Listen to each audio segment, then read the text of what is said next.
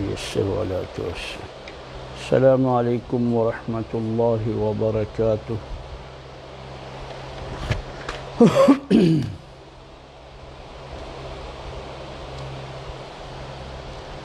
أعوذ بالله من الشيطان الرجيم. بسم الله الرحمن الرحيم. يا بني إسرائيل اذكروا نعمتي التي أنعمت عليكم وأوفوا بعهدي أوف بعهدكم وأوفوا بعهدي أوف بعهدكم وإياي فارهبون. وآمنوا بما أنزلت مصدقا لما معكم ولا تكونوا أول كافر به ولا تكونوا أول كافر به ولا تشتروا بآياتي ثمنا قليلا وإياي فاتقون. ولا تلبسوا الحق بالباطل وتكتموا الحق وأنتم تعلمون.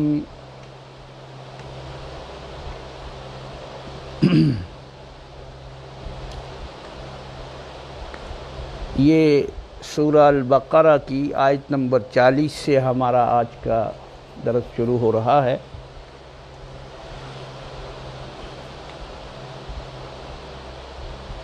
اور آج کا جو درس ہے یہ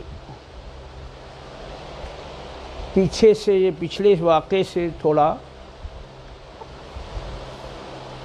الگ انداز میں شروع ہوا ہے. اس سے پہلے 3 گروہوں کا ذکر ہوا، پھر اللہ تعالیٰ نے درمیان میں سب لوگوں کو دین اسلام کی اور نبی کریم صلی اللہ علیہ وسلم پر ایمان لانے کی دعوت دی اور ایسے دلائل دیے جو عقل بھی مانتی ہے، نقل بھی مانتی ہے. پھر آگے آدم علیہ السلام کا واقعہ اور بیان فرمایا کہ کیسے ان کی تخلیق ہوئی، کس طرح ان کو پیدا فرمایا اور پھر زمین پہ اتار کر کس طرح انسانوں کی آگے نسل کو شروع کیا. تو آج کی جو آیات ہیں، آیت نمبر 40 سے لے کر تقریباً 142 آیت تک اس سورت کی، یہ ایک ہی گروہ جنہیں بنی اسرائیل کہا جاتا ہے ان سے خطاب ہے اور ان کو دین اسلام پر ایمان لانے کی دعوت ہے، اور ساتھ ساتھ ان کی اپنے دین کے ساتھ جو ان کے آباء و اجداد نے کھلواڑ کیا اور کس طرح انہوں نے اللہ کے نبی حضرت موسیٰ علیہ السلام کے دین کو مانا، کس انداز سے مانا، اس کا کچھ بیان ہوا ان آیات کے درمیان، ان آیات میں.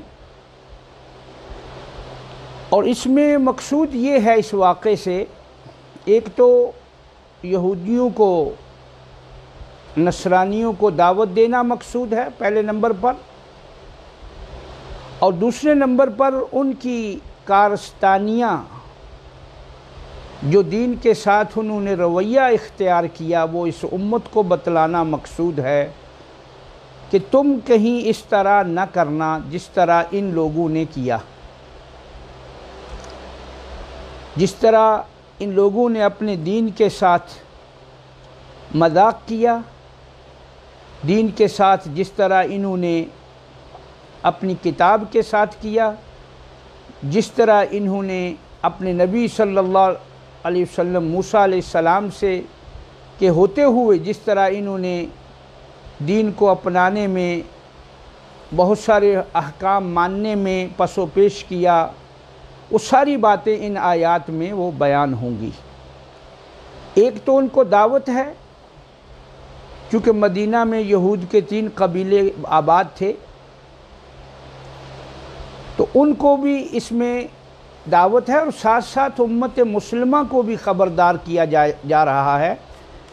سبق ان کے لیے بھی ہے کہ تمہارے اندر کہیں ایسی عادات نہ آ جائیں، اس طرح کی بات نہ ہو جائے جیسے بنی اسرائیل میں ہوئی۔ تو اس لیے یہاں آیت نمبر 40 سے لے کر 142 تک یہی بنی اسرائیل کا جو سلسلہ ہے وہ بیان ہوتا ہے۔ بنی اسرائیل کون تھے؟ پہلے یہ سمجھ لینا ضروری ہے کہ حضرت ابراہیم علیہ السلام کی قربانیوں کو جب اللہ رب العزت نے بڑی انہوں نے قربانیاں دیں، تو ان کے صلے میں جو انعام اللہ پاک نے ان کو عطا فرمایا وہ یہ تھا کہ اللہ نے انہی کی نسل میں نبوت کو مرکوز کر دیا۔ اللہ فرماتے ہیں ہم نے ابراہیم کو دنیا میں یہ صلہ دیا کہ نبی جتنے بھی آئیں گے وہ انہی کی نسل سے آئیں گے۔ چنانچہ ایسا ہی ہوا، ابراہیم سے لے کر حضرت عیسیٰ علیہ السلام تک جتنے پیغمبر آئے وہ سب کے سب بنی اسرائیل کے نبی تھے، اور خاص کر کے وہ بنو اسرائیل کے ہی طرف بھیجے جاتے تھے، وہی ان کے مخاطب ہوتے تھے اور وہی ان کی آگے قوم ہوتی تھی۔ ابراہیم علیہ السلام کے دو بیٹے تھے، حضرت اسحاق علیہ السلام اور حضرت اسماعیل علیہ السلام۔ اسماعیل بڑے تھے، اسحاق چھوٹے تھے۔ اسماعیل علیہ السلام کو چھوٹی عمر میں ہی ابھی وہ شیر خوار تھے، دودھ پیتے تھے، تو اللہ کے حکم سے ابراہیم علیہ السلام ان کو بیت اللہ جہاں بنا ہے یہاں پر چھوڑ گئے۔ اس کا بھی ذکر آگے آئے گا بیت اللہ بنانے کا۔ تو یہ جگہ جو غیر آباد تھی، جو پتھریلی زمین تھی، اللہ نے اس کو آباد کرنے کے لیے ابراہیم علیہ السلام ہی کے ایک بیٹے کا انتخاب کیا، اور وہ تھے حضرت اسماعیل علیہ السلام۔ اور اسماعیل علیہ السلام نبی تھے۔ آگے ان کے بعد کوئی نبی آپ صلی اللہ علیہ وسلم کے تک کوئی دوسرا نبی ان میں مبعوث نہیں ہوا، جیسے کہ قرآن کریم کی نص ہے لِتُنذِرَ قَوْمًا مَا أُنذِرَ آبَاؤُهُمْ فَهُمْ غَافِلُونَ۔ کیا نبی آپ ایسی قوم کو ڈرائیں جن کے آباء و اجداد ڈرائے نہیں گئے؟ ان کے پاس وہی ابراہیم علیہ السلام اور اسماعیل علیہ السلام کی جو شریعت کا تھوڑا بہت انہوں نے باقی رکھا تھا اور کچھ کو بدل دیا تھا۔ تو بہرحال اسماعیل علیہ السلام کی بعد کوئی نبی نہیں آیا سوائے ہمارے نبی کریم صلی اللہ علیہ وسلم سے، اور اسحاق علیہ السلام کی نسل سے سارے نبی آئے، جیسے ان کے بیٹے یعقوب علیہ السلام نبی تھے، ان کے بیٹے یوسف علیہ السلام نبی تھے، ان کے بعد موسیٰ علیہ السلام نبی بنی اسرائیلی نبی تھے، ہارون علیہ السلام بنی اسرائیلی نبی تھے۔ اسی طرح پھر آگے بہت سارے پیغمبر آئے درمیان میں، اور اسی طرح پھر داؤد علیہ السلام اور سلیمان علیہ السلام یہ بھی اسرائیلی نبی تھے، بنی اسرائیل کے ہی نبی تھے۔ اور اسی طرح پھر جب نبی کریم صلی اللہ علیہ وسلم کی بعثت سے پہلے جو نبی آخری نبی بنی اسرائیل کے تھے وہ حضرت عیسیٰ علیہ السلام تھے۔ عیسیٰ علیہ السلام تک سارے پیغمبر یہ بنو اسرائیل کے ہی پیغمبر کہلاتے ہیں، اور انہی کی ابراہیم ہی کی نسل سے تھے۔ ہمارے نبی کریم صلی اللہ علیہ وسلم بھی ابراہیم علیہ السلام کی ہی نسل سے ہیں، کیونکہ اسماعیل علیہ السلام کی نسل سے آپ کا تعلق ہے، تو یوں آپ بھی ابراہیم علیہ السلام پر ہی آپ کا نسب جا کر اسی راستے سے آپ کا نسب جا کر آپ سے ملتا ہے۔ تو بہرحال بنو اسرائیل ان کو کہا گیا جو حضرت یعقوب علیہ السلام کا لقب پڑا تھا اسرائیل، اور اسرائیل کا معنی ہے عبداللہ۔ اسرائیل کا جو معنی ہے لفظی، یہ سریانی یا عبرانی زبان ہے، عربی کے علاوہ ہے، تو اس کا معنی عبداللہ، اور یہ خود قرآن میں یہ یعقوب علیہ السلام کا لقب پڑا تھا۔ تو یعقوب علیہ السلام کے چونکہ 12 بیٹے تھے، انہی کے ایک بیٹے کا نام یہودا تھا۔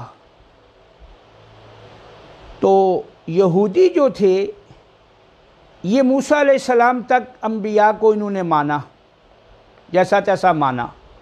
موسیٰ علیہ السلام کے بعد جو نبی آئے ان کو انہوں نے جھٹلا دیا، داؤد علیہ السلام، سلیمان علیہ السلام، عیسیٰ علیہ السلام، تو یہ یہودی کہلائے۔ انہوں نے خود اپنا نام یہودا رکھا، یہ کوئی ان کا اسلامی نام نہیں تھا۔ بہرحال بنی اسرائیل ان سب کو کہا جاتا تھا۔ تو جو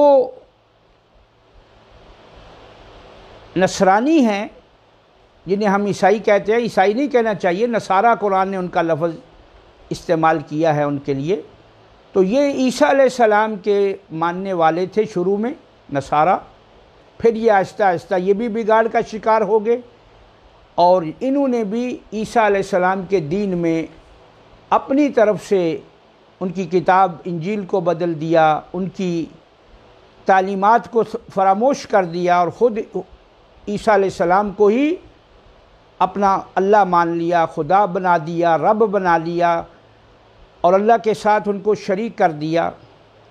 تو بہرحال جب بنو اسرائیل بولا جائے گا تو اس سے یہود و نصارہ دونوں مراد ہوتے ہیں، کیونکہ یہ سارے یعقوب علیہ السلام کی نسل سے ہیں۔ تو بہرحال یہ بہت ساری اس میں باتیں ہیں جو جاننے والی ہیں، لیکن میں اختصار یہیں پر کرتا ہوں، اور آگے جیسے جیسے وہ باتیں آئیں گی اس کا ذکر کر دیا جائے گا۔ تو آج کی آیات نمبر 40، اللہ فرماتے ہیں یا بنی اسرائیل اذکروا نعمتی التی انعمت علیکم، اے اولاد یعقوب، اے اولاد یعقوب، لفظی معنی ہوگا اے اسرائیل کے بیٹو، یا بنی اے بیٹو اسرائیل، اسرائیل کے یعنی یعقوب کی اولاد علیہ السلام، اے بنی اسرائیل اذکروا نعمتی، یاد کرو میری نعمت کو، میرے انعامات کو، میرے جو میں نے تمہارے آباء و اجداد پر کیے، جو تمہارے شروع سے لے کر عیسیٰ علیہ السلام تک جتنی نعمتیں، جتنے انعامات اللہ نے فرمائے، ان سب کا اس میں ان کو یاد کرایا جا رہا ہے، کیونکہ یہ لوگ بھول گئے تھے دین کو، چونکہ یہ چھوڑ چکے تھے۔ اور جب آپ صلی اللہ علیہ وسلم مدینہ تشریف لائے تو چاہیے تو یہ تھا کہ یہ لوگ فوراً ایمان لے آتے، کیونکہ ان کی کتابوں میں سب کچھ مذکور تھا، اور یہ جانتے بھی تھے کہ آپ سچے نبی ہیں، اور ان کی ساری جو باتیں تھیں ان کی کتاب میں آپ صلی اللہ علیہ وسلم کی صفات کے بارے میں، آپ کی پوری جو آپ صلی اللہ علیہ وسلم کی تعریف ہے کہ وہ نبی ایسے ہوں گے، وہ نبی ایسے ہوں گے، وہ سب ان کی کتابوں میں موجود تھا۔ اور یہاں تک بھی ہے کہ اللہ تعالیٰ نے قرآن میں ہی کہا کہ یہ آپ کو ایسے پہچانتے ہیں جیسے باپ بیٹے کو پہچانتا ہے، لیکن اس کے باوجود بھی انہوں نے کفر کا راستہ اختیار کیا۔ یہ جو مدینہ میں 3 قبائل تھے ان میں سے چند لوگ جو ہے مسلمان ہوئے، باقی سب نے اسی اپنے یہودی کفر پر ہی ڈٹے رہے۔ آگے ان کا انجام کیا ہوا وہ آگے آتا ہے، آگے چلیں گے تو صورتوں میں آ جائے گا۔ تو اللہ تعالیٰ ان کو ان کے آباء و اجداد پر کی ہوئی نعمتیں یاد کرا رہا ہے، اور یہ قاعدہ ہے دنیا کا بھی کہ اگر کسی نے کسی پر کوئی احسان کیا ہو، کسی کے باپ پر، کسی کے دادا پر، تو آگے اس کی نسل اس احسان کو فراموش کرنے لگے، بھولنے لگے، اس احسان کو چھوڑ کر اس احسان کرنے والے کی بات کو نہ مانے یا اس احسان کو ہی فراموش کر دے، تو پھر لوگ اس کو احسان جتلاتے بھی ہیں۔ دنیا کا بھی یہ قانون ہے۔ بھائی دیکھو، اس کو کہا جاتا ہے دیکھو تمہارے باپ پر ہم نے یہ احسان کیا، تاکہ وہ احسان فراموش نہ بنے۔ تو یہودیوں کو ان کے ان انعامات کو اس لیے بتلایا جا رہا ہے تاکہ وہ یاد کریں، تاکہ وہ ایمان لے آئیں۔ لیکن چونکہ یہ بڑی ظالم قوم تھی، انہیں جب اپنے ہی نبیوں پر ایمان نہیں لاتے تھے بلکہ ان کو شہید کر دیتے تھے، تو یہ آپ صلی اللہ علیہ وسلم پر ایمان لانا ان کا یہ ناممکن سا تھا۔ ان کی روش، ان کی عادات، ان کا وہ جو کفر میں ایک لمبا عرصہ گزر گیا تھا، تو ان کے دلوں پر ایک قسم کے تالے لگ گئے تھے، کیونکہ جب آدمی حق کو جان بھی لیتا ہے اور حق پہچان بھی لیتا ہے پھر مانتا نہیں ہے، تو پھر یہ اس دل پر مہر جباریت لگ چکی ہوتی۔ تو فرمایا اے بنی اسرائیل، اے یعقوب کی اولاد، اے اسرائیل کے بیٹو، اذکروا نعمتی، میری نعمت کو یاد کرو، میرے احسان کو یاد کرو، التی انعمت علیکم، جو میں نے تم پر کیا، انعمت جو میں نے انعام کیا، علیکم تم پر، یعنی تمہارے آباء و اجداد پر، تمہاری پچھلی نسلوں پر۔ وہ دیکھو تمہارے پر کتنے احسانات کیے۔ ابراہیم علیہ السلام کو آگ سے بچایا، یعقوب علیہ السلام کو یوسف بچھڑا ہوا میں لایا، موسیٰ علیہ السلام کے دور میں کتنے معجزات ہوئے، من و سلوہ، فرعون، پہلے تمہیں فرعون کے ظلم سے نجات دلائی، پھر تمہیں دریا میں 12 رستے بنا کر نکالا، پھر اس میدان میں جہاں کھانے پینے کی کوئی چیز نہیں تھی تم پر من اور سلوہ آسمان سے نازل فرمایا، بادل کا سایہ تم پہ رہتا تھا ہر وقت جہاں اس میدان تی میں، کیونکہ وہاں سایہ نہیں تھا۔ اسی طرح پھر آگے وہ ساری نعمتیں جو ان کے آباء و اجداد پہ ہوئیں ان کا ذکر ہے یہاں، جو نعمت بھی تھی اللہ فرماتا ہے وہ یاد کرو، کیونکہ جب آدمی نعمت یاد کرتا ہے تو وہ اپنے جس نے نعمت کی ہوتی ہے، جس نے انعام کیا ہوتا ہے، اس کا شکر گزار بننے کا جذبہ پیدا ہوتا ہے۔ تو اللہ فرماتا ہے وہ نعمتیں یاد کر کے، وہ میرے احسانات یاد کرو جو میں نے تم پر کیے، اور وہ اس کا بدلہ یہ ہے کہ تم اس دین کو مان لو، اسلام کو مان لو۔ التی انعمت علیکم، جو میں نے تم پر احسان کیے، حالانکہ ان پر تو نہیں ہوئے، ان کے آباء و اجداد پر ہوئے، ان کے جو پیچھے نسلیں گزری ان پر ہوا، اور احسان جو جس پر بھی ہو نسل میں وہ بیٹوں کو بھی یاد کرایا جاتا ہے۔ تو فرمایا اس کا اب کیا کرو، اس کا طریقہ کیا ہے شکریہ کا؟ وَأَوْفُوا بِعَهْدِي، اور پورا کرو میرا وعدہ، میرا عہد، جو تم نے عہد کیا ہوا تھا کہ جو رسول بھی اللہ کی طرف سے آئے گا ہم اس پر ایمان لائیں گے، جو نبی بھی آئے گا ہم اس کو مان لیں گے۔ تو فرمایا میرا وعدہ پورا کرو۔ وَأَوْفُوا، اوفو کا معنی الوفا کا معنی ہوتا ہے پورا کرنا کسی کام کو مکمل صحیح طریقے سے۔ تو فرمایا میرے وعدہ کو پورا کرو، میرے احسان کو پورا کرو، میرے جو تم پر احسان کیے ان کا جو بدلہ ہے وہ میرے وعدے کو پورا کر کے تم دو، یعنی اس نبی کریم صلی اللہ علیہ وسلم پر ایمان لے آؤ تو تمہارا ان نعمتوں کا جو احسان ہے اس کا تمہاری طرف سے ایک بدلہ ہو جائے گا۔ وَأَوْفُوا بِعَهْدِي، اور پورا کرو میرا وعدہ، میرا عہد۔ اوفی بعہدکم، میں بھی تمہارے ساتھ کیا ہوا وعدہ پورا کروں گا۔ اور اللہ تعالیٰ کا وعدہ کیا تھا کہ اگر میرے نبیوں پر ایمان لاؤ گے تو تمہارے لیے دنیا میں بھی اور آخرت میں بھی کامیابی ہوگی۔ دنیا میں ذلت و خواری سے بچ جاؤ گے اور آخرت میں جنت کے مستحق بن جاؤ گے۔ یہ تھا اللہ کا وعدہ۔ جیسے آگے چل کر وہ وعدہ آئے گا اگلی صورتوں میں، وہ جس طرح اللہ تعالیٰ نے ان سے وعدہ لیا تھا کہ جب بھی کوئی نبی آئے تم نے ایمان لانا ہوگا۔ تو فرمایا اوفو بعہدی، میرے وعدہ کو پورا کرو، میں تمہارے ساتھ کیے ہوئے وعدے کو پورا کر دوں گا۔ اللہ تعالیٰ کا یہ کتنا انعام ہے، دیکھو نا، کہ دنیا میں ہی اگر انسان اللہ کی بات کو مان لے تو گویا دنیا میں بھی اسے اللہ رب العزت جو ہے اپنے احسانات اور اپنی طرف سے دنیا کی زندگی میں بھی اس کے لیے آسانی پیدا فرما دیتا ہے، اور آخرت میں تو ان لوگوں کی کامیابی ہے ہی یقینی۔ اوفو و اوفو بعہدی، اور پورا کرو میرے وعدہ کو، میں تمہارے ساتھ کیے ہوئے وعدہ کو پورا کروں گا۔ وَإِيَّايَ فَارْهَبُونَ، اور صرف مجھ سے ہی ڈرتے رہو، کسی اور سے ڈرنے کی ضرورت نہیں ہے۔ لوگوں سے نہیں ڈرو، حکومتوں سے نہیں ڈرو، دین کو نہ ماننے کے لیے کسی اور چیز کا خوف و خطر نہیں رکھو۔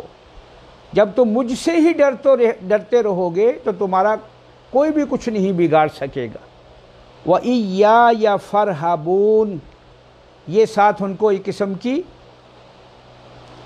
پہلے نعمتوں کا ذکر کر کے ایک رغبت دلائی اور پھر ڈرنے کا حکم دیا۔ تو یہ اسلوب جو ہے یہ ترغیب و ترہیب کہلاتا ہے، کہ رغبت بھی اور ساتھ ڈرانا بھی، کہ دیکھو اگر مجھ سے نہیں ڈرو گے تو پھر تمہارا انجام کیا ہوگا، یہ تمہیں سوچ لینا چاہیے۔ وَإِيَّايَ اور صرف مجھ سے، وہ جیسے إِيَّاكَ نَعْبُدُ ہم نے کہا تھا، یا یہاں دو یا ہیں، اس لیے اللہ فرماتے ہیں صرف مجھ سے ہی فَارْهَبُونَ، ڈرتے رہو، مجھ سے ہی ڈرتے رہو، رہبت رکھو۔ اور کیا کرو؟ وَآمِنُوا بِمَا أَنزَلْتُ، اور ایمان لے آؤ، بما ساتھ اس کے، انزلت جو میں نے نازل کیا، یعنی قرآن پر ایمان لے آؤ۔ ظاہری بات ہے جو قرآن پر ایمان لائے گا وہ پیغمبر اسلام پر بھی ایمان ساتھ لائے گا، کیونکہ اکیلے قرآن کا ایمان تو کافی نہیں ہے نا۔ قرآن کو وہی مانے گا جو نبی کریم صلی اللہ علیہ وسلم پر ایمان لائے گا، پھر وہ آگے ساری ایمانیات اس میں آ جاتی ہیں۔ جتنے بھی ایمان ہے، ایمان کے جز ہیں، وہ سب مان لیتا ہے جو قرآن کو مانتا ہے۔ تو فرمایا وَآمِنُوا، اور ایمان لے آؤ، بما انزلت جو میں نے نازل کیا، یعنی کہ قرآن، مصدقا لما معکم، وہ تصدیق کرنے والا ہے جو تمہارے ساتھ ہے، یعنی قرآن تمہاری کتاب کی تصدیق کرتا ہے کہ وہ کتاب سچی تھی۔ تورات جو ہے اللہ ہی کی طرف سے نازل ہوئی تھی، لیکن بعد میں لوگوں نے اس کو بدل دیا۔ تو تصدیق کا معنی یہ ہے کہ ہم یہ مانتے ہیں کہ تورات موسیٰ علیہ السلام پر نازل ہوئی، البتہ جو آج تورات کا نسخہ ہے یا اس میں جو کچھ ہے اس پر کیا ہے اس پہ ہم کچھ نہیں کہتے، ہمیں صرف کتاب تورات پر ایمان رکھنا یہ ضروری ہے۔ تو فرمایا تصدیق کرتا ہے جو تمہارے ساتھ ہے، یعنی جو تمہارے پاس کتاب ہے اس کو اللہ کی کتاب بتلاتا ہے یہ قرآن۔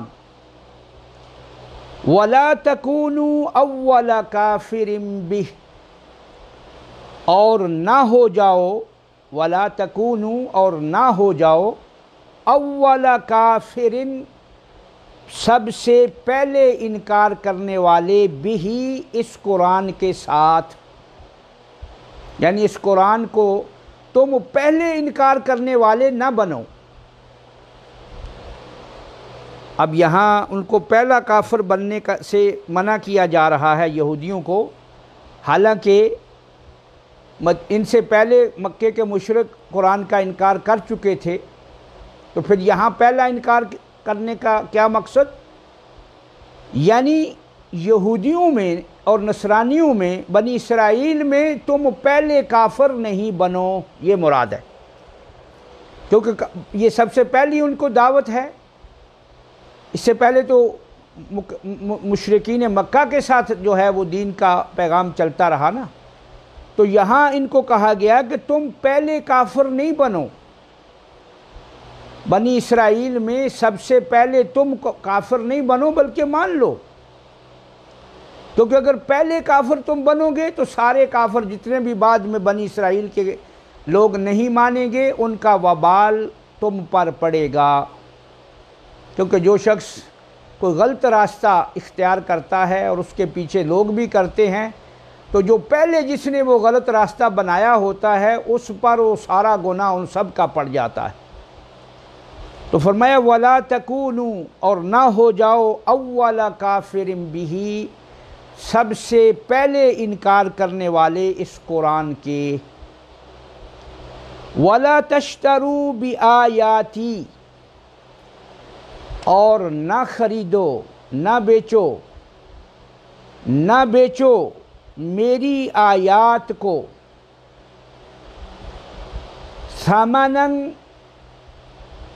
قیمت، ثمن ہوتا ہے کسی چیز کی قیمت، قلیلاً، تھوڑی قیمت، تھوڑی میں، اور نہ بیچو میری آیات کو تھوڑی قیمت کے بدلے، وَإِيَّايَ فَاتَّقُونَ، اور مجھ سے ہی تقوی اختیار کیے رکھو اور مجھ سے ہی ڈرتے رہو۔ یہاں فَاتَّقُونَ تخشون کے معنی میں ہے، مجھ سے ہی ڈرتے رہو۔ تو یہاں ثمناً قلیلاً یہ اسی طرح ہے جیسے پیچھے ہم نے پڑھا تھا منافقین کے بارے میں کہ اولئک الذین اشتروا الضلالۃ بالہدیٰ، کہ انہوں نے خرید لیا گمراہی کو ہدایت کے بدلے۔ چنانچہ یہاں بھی یہ جو ثمناً قلیلاً ہے، تھوڑی قیمت کے بدلے، اس کا یہ مطلب نہیں ہے کہ زیادہ قیمت کے بدلے میری آیات کو بیچو، یہ نہیں مطلب اس کا معنی یہ ہے کہ میری آیات کو جو تم چھپا رہے ہو، نبی کریم صلی اللہ علیہ وسلم کی جو صفت ہے تورات میں، انجیل میں، دنیا کی چند ٹکوں کے عوض، دنیا کی چند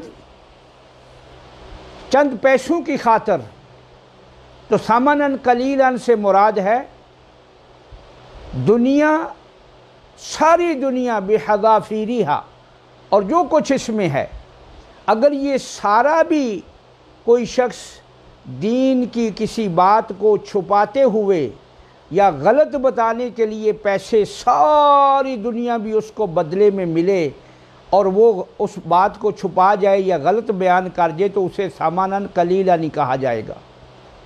کہ دنیا کی اس کو ساری دنیا بھی مل جائے تو پھر بھی اس نے تھوڑی قیمت میں اللہ کی آیات کو بیچ دیا، کیونکہ اللہ کی آیات کو بیچنا یہ بہت بڑا جرم ہے، اور بیچنے سے مراد یہ ہے کہ غلط بات بتلا کر لوگوں کو لوٹنا، اور یہ ان کا یہودیوں کا طریقہ تھا کہ وہ لوگوں کو ان کی مرضی کے مسئلے بتلاتے اور پیسے لیتے، اس پر رشوت لے کر دین کے مسئلے کو بدل دیتے۔ تو یہاں بھی اللہ تعالیٰ نے فرمایا ایسا نہیں کرو، میری آیات کو اس دنیا کی تھوڑی قیمت پر نہیں بیچو، تمہیں ساری دنیا بھی مل جائے پھر بھی یہ قیمت آیات کے مقابلے میں تھوڑی ہے۔ تو اس لیے یہاں ثمناً قلیلاً کا معنی تھوڑی قیمت، جو اللہ تعالیٰ کے دین کو غلط رنگ میں بدل کر اس کے مقابل پیسے لیتا ہے، لوگوں کی غلط رہنمائی کر کے ان سے پیسے بٹورتا ہے اور ان کی رہنمائی بھی غلط کرتا ہے اور پیسے بھی لیتا ہے تو یہ اس کی تھوڑی قیمت ہے، گویا یہ اللہ کی آیات کو تھوڑی قیمت پر بیچ رہا ہے، اور یہ بہت بڑا جرم ہے۔ یہ یہود کا طریقہ تھا، اور یہ طریقہ آج مسلمانوں میں بھی رائج ہو گیا کہ لوگوں کی رہنمائی بھی غلط کی جاتی ہے اور ان سے نذرانے بھی بٹورے جاتے ہیں۔ تو یہ لوگ اپنا انجام کل قیامت کو دیکھ لیں گے، کیونکہ یہ بڑا گناہ ہے اور بڑا جرم ہے کہ اللہ تعالیٰ کے دین کو غلط سنا کر اس پر پیسے لینا۔ ویسے علماء کا یہ قول ہے کہ اس میں کیا قرآن پڑھا کر اجرت لی جا سکتی ہے یا نہیں لی جا سکتی ہے، یہ ایک لمبی بحث ہے، ایک لمبی بحث ہے۔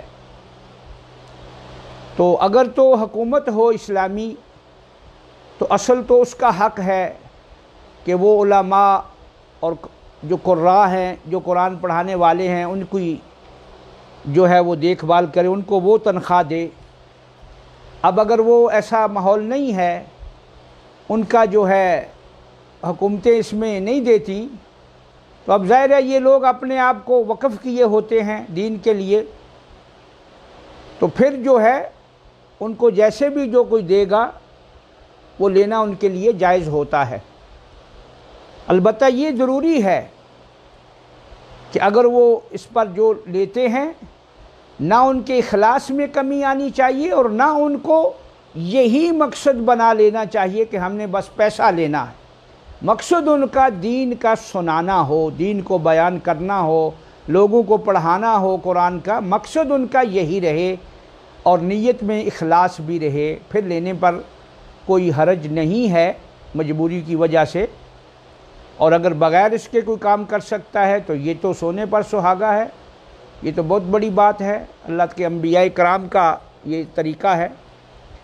لیکن جو غلط رہنمائی کرتا ہے، غلط رستے بتلاتا ہے، غلط مسئلے بتلاتا ہے، غلط باتوں کی طرف لوگوں کو لے جا رہا ہے، جو عالم دین یا لوگوں کا رہبر یا رہنما یا کوئی بھی ہے، تو وہ بہرحال چاہے جتنا بھی وہ لے وہ تھوڑی قیمت ہے، اور وہ گویا وہ اللہ کی آیات کو بیچ رہا ہے، تو یہ اس زمرے میں آتا ہے۔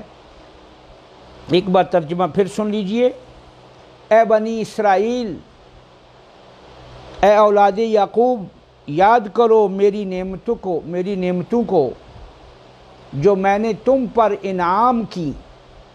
انعمت علیکم واوفوا بعہدی، اور پورا کرو میرے وعدے کو۔ اوفی بعہدکم، میں بھی تمہارے ساتھ کیا ہوا وعدہ پورا کروں گا۔ وَإِيَّايَ فَارْهَبُونَ، اور مجھ سے ہی ڈرتے رہو۔ وَآمِنُوا بِمَا أَنزَلْتُ، اور ایمان لے آؤ جو میں نے نازل کیا، یعنی قرآن، مُصَدِّقًا لِمَا مَعَكُمْ، جو تصدیق کرتا ہے جو تمہارے پاس ہے، تمہارے ساتھ ہے، اس کی، یعنی تورات اور انجیل کی۔ وَلَا تَكُونُوا أَوَّلَ كَافِرٍ بِهِ، اور نہ ہو جاؤ اول کافر بہ، سب سے پہلے اس کا انکار کرنے والے، یعنی بنی اسرائیل میں سب سے پہلے تم انکار کرنے والے نہ ہو جاؤ۔ وَلَا تَشْتَرُوا بِآيَاتِي ثَمَنًا قَلِيلًا، اور نہ بیچو میری آیات کو تھوڑی قیمت پر، دنیا کے بدلے میرے دین کو، میری آیات کو بیچو نہیں، غلط نہیں بتلاؤ لوگوں کو۔ وَإِيَّايَ فَاتَّقُونَ، اور مجھ سے ہی ڈرتے رہو۔ اللہ تعالی ہم کو دین سمجھنے کی اور قرآن سمجھنے کی اور عمل کرنے کی توفیق عطا فرمائے۔ وآخر دعوانا ان الحمد للہ رب العالمین۔